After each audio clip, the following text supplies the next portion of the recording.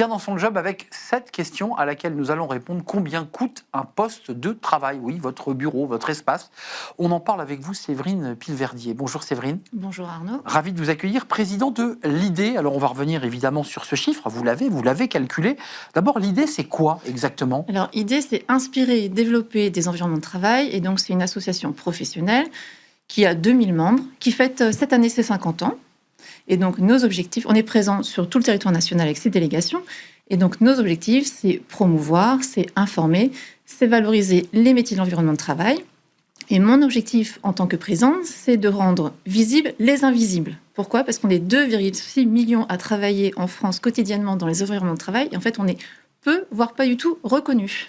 C'est un vrai sujet. Et il y a un sujet de coût pour les entreprises parce que il y a les salaires et ensuite il y a le coût de l'immobilier. Et évidemment, c'est le sujet du jour. Oui. Vous avez créé, et c'était une étude qui est sortie en octobre 2025, le Buzzy Ratio 2025. C'est quoi le Buzzy Ratio ? Alors, un Buzzy Ratio, c'est en fait un benchmark annuel qu'en fait on a lancé en 2000. Donc, notre association, on a des résultats qui sont pérennes. Et donc, c'est un benchmark qui est réalisé auprès de nos adhérents. Et donc, on est sur un panel qui est de 2,3 millions de mètres carrés, qui est sur 110 000 postes de travail. Et donc, en fait, il permet d'analyser, de donner et de comprendre les différents postes des coûts de l'immobilier, des coûts d'un poste de travail. Que l'on soit en location, qu'on soit propriétaire de son bien, on est bien d'accord. Exactement. Alors, le chiffre qu'on attend évidemment avec impatience, c'est combien le coût d'un poste de travail à l'année, j'imagine, c'est combien ? Je vais laisser un peu de suspense, parce qu'avant, je vais d'abord vous donner des éléments de contexte. Oh, alors, donnez-nous du contexte, mais on veut ce chiffre. Pourquoi ? Parce que c'est pour mieux comprendre, en fait, pourquoi est-ce qu'après, on est sur un tel coût. Donc, le contexte, donc, depuis la crise sanitaire, on le sait, on a vu les modes de travail évoluer. On est passé sur beaucoup d'hybridation. Donc, il y a du télétravail, il y a du présentiel. Ensuite, on a aussi le flex office et on a donc les tiers-lieux qui se développent. On a aussi vu, donc, du coup, ces nouveaux modes de travail font évoluer le rôle de la direction d'environnement de travail, puisque du coup, avant, son objectif était simplement, on va dire, de la gestion bâtimentaire et servicielle. Oui, on donne un bureau et un bâtiment. Exactement. Alors que maintenant, en fait, on l'attend sur 3 exigences.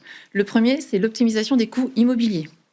Vous allez voir pourquoi, à cause de la pression immobilière. Le deuxième, c'est améliorer l'expérience collaborateur. Ça, c'est une demande des collaborateurs. Exactement. Et le troisième, c'est répondre aux impératifs environnementaux. Donc, le premier impératif, Séverine, c'est quand même pour une entreprise d'essayer de réduire ses coûts au maximum dans la mesure où parfois un quart, voire la moitié des collaborateurs sont en télétravail. C'est ça le sujet. Exactement. En fait, on a cette pression immobilière. Donc tout le monde sait, en fait, les coûts du loyer ou de l'immobilier sont en hausse. Donc c'est pas une surprise. Et donc du coup, nous, comment est-ce qu'on fait face à ça ? En fait, on doit repenser nos implantations. Donc la réponse évidente, on se dit, c'est réduire nos surfaces. Et c'est pas bête, puisque du coup, vu qu'on est aussi en présentiel et à distance, on a moins besoin de postes de travail puisqu'on n'est jamais 100% sur site. Donc du coup, on réduit aussi nos nombres de surfaces et on trouve des solutions qui sont plus flexibles. Alors ce chiffre, Séverine, nous l'attendons avec une impatience. Non, parce que d'abord, avant, je vais parler aussi de la pression sociétale. On a l'arrivée des Gen Z. Et donc là, du coup, ce qu'on a fait, c'était de nouveaux services. On doit voir le monde de l'environnement de travail différent. Et après, donc, il y a cette pression environnementale, où en fait, maintenant, les entreprises sont jugées sur l'engagement climatique, mais également sur l'empreinte énergétique. Juste un mot, la Gen Z, c'est l'idée, et ça on l'a traité dans notre émission, on arrive le matin, on a le petit-déj, on a des espaces dédiés, c'est un peu ça l'idée, c'est que l'entreprise est devenue aussi un lieu de vie, d'espace, de partage. Exactement, maintenant c'est un lieu, effectivement, c'est plus un lieu de travail, c'est un lieu de vie, c'est ce qu'on dit, c'est ce qu'on résume. Donc pour tous ces éléments que vous nous avez situés, l'écologie, la stratégie des espaces de travail, la Gen Z qui met une pression, on arrive à combien ? Et d'ailleurs, vous avez 20 ans de visibilité. On est à combien ? On arrête le suspense, c'est 11 111 € précisément par poste de travail. Auparavant, vous avez des comparatifs. C'est un coût qui a augmenté. Qui a augmenté, alors qui est en stabilité depuis 2023-2024, puisqu'on est à plus 2%. Donc voilà. Donc comment est-ce qu'on arrive en fait à cet équilibre ? C'est cette façon d'optimiser les dépenses liées à l'exploitation et à la gestion immobilière. Après, si on découpe, c'est 11 000, on va dire c'est 11 000 € parce que si on va oublier les 111 € supplémentaires, pardon. On a 64% qui sont liés directement au coût immobilier, donc qui sont directement liés au loyer. Donc, comme je vous le disais, la façon de maîtriser ce coût, parce qu'on a simplement une petite hausse de 2%, alors qu'il faut savoir qu'entre 2017 et 2024, on est sur une courbe montante de 19%.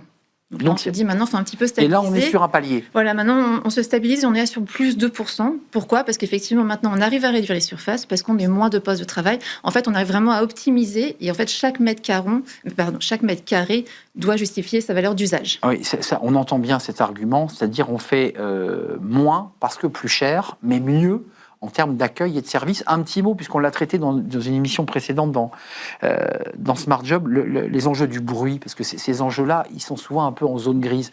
C'est réfléchi, ça, auprès Alors, de c'est l'idée réfléchi, ça va être pris dans le poste, on va dire, coût travaux, parce que du coup, on travaille beaucoup sur l'acoustique, et ça correspond à 12% du prix du coût du poste immobilier, du poste de travail, pardon.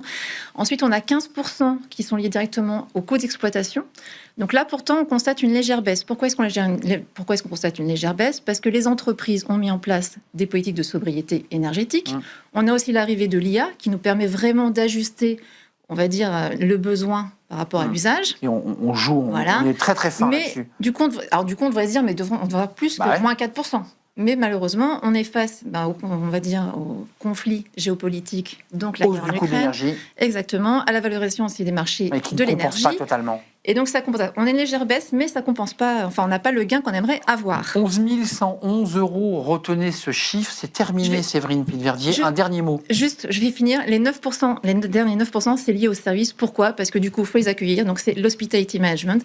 Et effectivement, maintenant, on est un lieu de vie, de cohésion et plus d'entreprise. Donc tous les services dédiés inclus au sein d'une entreprise. On évoquait tout à l'heure ces espaces de petit déjeuner, de travail, mais aussi de conciergerie diverses et variées. L'hospitality management, tout ça, exactement. Merci de nous avoir rendu visite, chère Séverine Pilverdier, présidente d'IDE. On ne dit pas IDET. Non, on dit IDE. IDE, voilà. Voilà. IDET. Merci en tout cas de nous avoir rendu visite. Vous êtes une habituée de l'émission, hein? Troisième passage, c'est dire. Merci en tout cas. Merci et à très très bientôt. On tourne une page, on s'intéresse à la formation en distanciel. Vous avez évidemment entendu parler de la success story Open Classroom. Eh bien, on va en parler de cette success story, une entreprise qui s'est développée depuis 2013, mais qui s'installe aux États-Unis. On va en parler avec Pierre Dubuc, qui est le CEO d'Open Classroom. Comment ça marche et comment et pourquoi les Américains nous ouvrent grand les bras pour parler justement d'alternance. C'est le grand entretien, c'est le cercle RH.